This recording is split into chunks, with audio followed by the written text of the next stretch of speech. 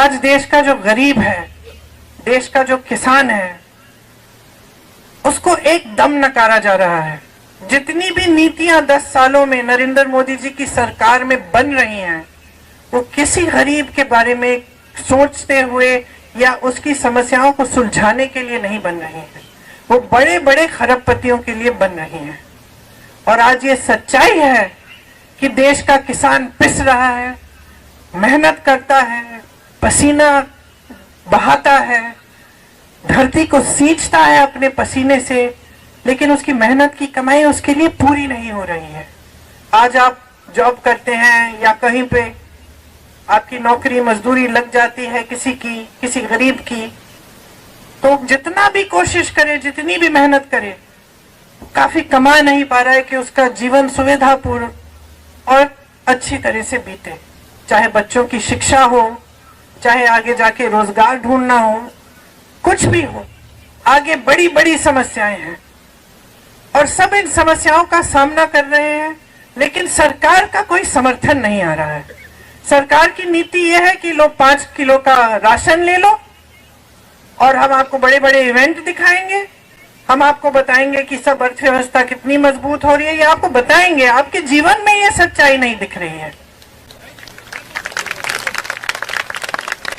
जितने भी ऐसे संस्थान थे जो लोकतंत्र को मजबूत बनाते थे, उन सब को कमजोर किया हुआ है नरेंद्र मोदी जी की सरकार ने। चाहे आप मीडिया को लें, चाहे आप कोर्ट्स को लें, न्यायपालिकाओं को लें, सबको पूरी कोशिश रही है कि इनको कमजोर किया जाए। चाहे आप संसद को लें, ये पूरी कोशिश रही है कि संसद की मजबूती भी कम की जाए, क्योंकि इनकी ये नीति है और इनकी ये इच्छा है कि जनता के जो अधिकार हैं वो कमजोर रहे और इनकी जो सत्ता है वो बढ़ते जाए। ये एकदम हमारे लोकतंत्र के जो असूल हैं उसके विपरीत है। आज देश में जो हो रहा है उसको समझना बहुत जरूरी है। मैं जानती हूँ आप बहुत सक्षम कार्यकर्ता हैं कांग्रेस के, पूरी तरह से आप जानकार हैं, आप समझते हैं कि देश में क्या क्या हो रहा है, राजनीतिक तौर पे भी, सामाजिक तौर पे भी। आप देख रहे हैं कि नफरत फैलाई जा रही है, आतंक भी फैलाया जाता है इनके उम्मीदवारों से। आप यहाँ रायबरेली में आपने खुद देखा है कि चुनाव आता है तो डर भय फैलाया जाता है, और चुनाव के समय भी, अगर चुनाव के समय नहीं तो बाकी समय के लिए भी ये परिस्थितियां रहती हैं आपकी कि आपको दबाने की कोशिश होती है, आपका शोषण किया जाता है। तो ये वो राजनीति नहीं थी जिसकी नींव महात्मा गांधी जी ने डाली। महात्मा गांधी जी ने, पंडित जवाहरलाल नेहरू ने जो आंदोलन किया वो इसलिए किया था ताकि जनता के अधिकार मजबूत हो। शायद वो सोच भी नहीं सकते थे कि एक दिन एक ऐसी सरकार आएगी इस देश में जो उन्हीं को देशद्रोही कह के ये कहेगी कि अगर हमें 400 सीट दे दो हम संविधान को बदल डालेंगे।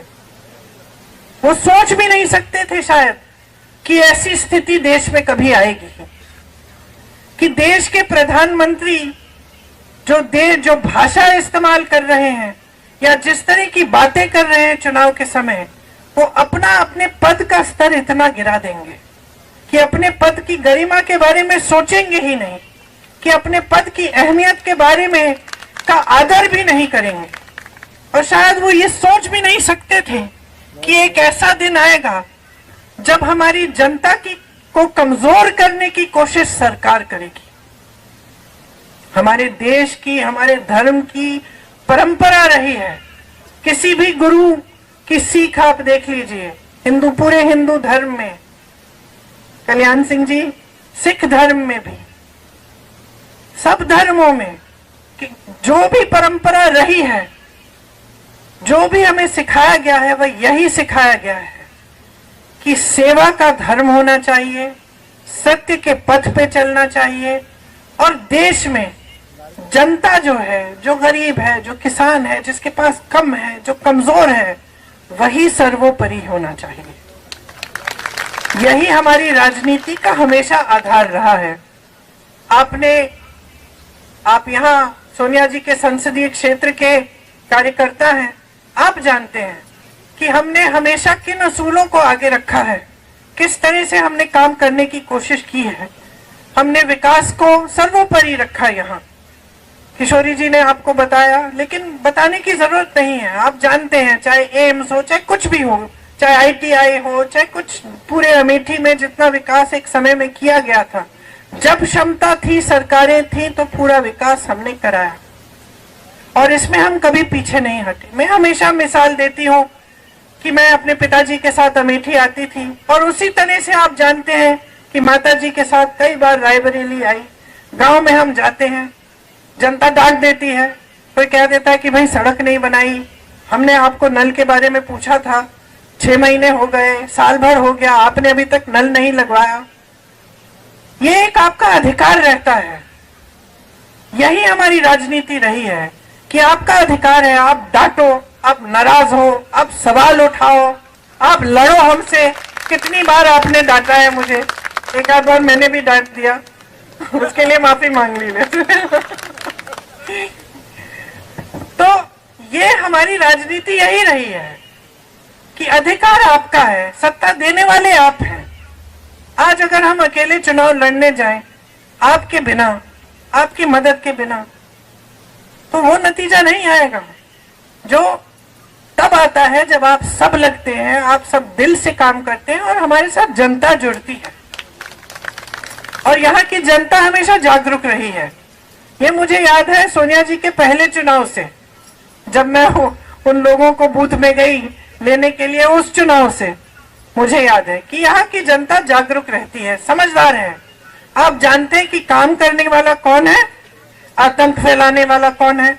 आप जानते हैं कि हमारी सुनवाई कहाँ होगी और हमें धमकाया कहाँ जाएगा। ये आपको अच्छी तरह से ये सारी चीजें अपने क्षेत्र के बारे में मालूम है। और यहाँ की खूबी ये है कि सिर्फ अपने क्षेत्र तक सीमित नहीं, आप पूरे देश की राजनीति को अच्छी तरह समझते हैं। तो ज्यादा समझाना नहीं चाहती मैं जानती हूँ आपको ये सब जानकारी है, लेकिन देखिए आज देश में परिस्थितियां ठीक नहीं है। आज जनता की मांग है, महंगाई कम करो, रोजगार दिलवाओ, हमारा भविष्य मजबूत करो। और सरकार की बातें हैं कि हिंदुस्तान में चुनाव हो रहा है, पाकिस्तान की बात कर रहे हैं। लोगों को ये कहने की कोशिश करेंगे कि कर रहे हैं कि कांग्रेस पार्टी आपके भैंस चुराएगी, आपके गहने चुराएंगे। भय फैलाने वाली बात, जिसको आप अच्छी तरह समझते हैं, क्योंकि आपने बार बार अपने क्षेत्र में ये देखा है कि किस तरह से गांव गांव में जाके झूठ फैलाए जाते हैं, भय फैलाया जाता है और ये कोशिश होती है कि जज्बातों के आधार पर, भय के आधार पर जनता वोट दे दे। और यही जो सिलसिला है, इसने हमारे लोकतंत्र को कमजोर किया है। आज अगर ये लोग चुनाव के मंच पर आकर पाकिस्तान की बात,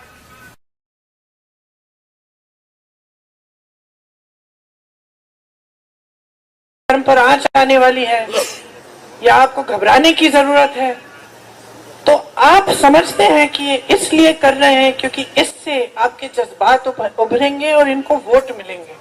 और एक बार इनको वोट मिल जाता है, इनको सत्ता मिल जाती है, तो आपने खुद अनुभव किया है कि 10 सालों में आपके लिए क्या नहीं किया, क्या किया है इन्होंने। कुछ नहीं किया। जो प्रोजेक्ट ये दिखा रहे हैं अपने इश्तिहारों में, ज्यादातर वो प्रोजेक्ट कांग्रेस के जमाने में पास हुए, तब शुरू हुए, अब जाके बन रहे हैं। परिवारवाद की बात करते हैं, जितने भी लोग ये कहते थे कि परिवारवाद, अब इनकी पार्टी में देखिए, तमाम बेटे बेटियां, चाची चाचियां सब इनकी पार्टी में इकट्ठे हो रहे हैं। फिर परिवारवाद की बात कहां गई? भ्रष्टाचार की बात करते हैं। सबसे बड़ा भ्रष्टाचार का तो स्कीम इन्होंने निकाला है, इलेक्टोरल बॉन्ड का स्कीम। इन्होंने तो इसको एक स्कीम बना दी कि जो भी चंदा देगा भाजपा को, उसका नाम गुप्त रहेगा। जब नाम बाहर आए तो इनकी बदौलत बाहर नहीं आए।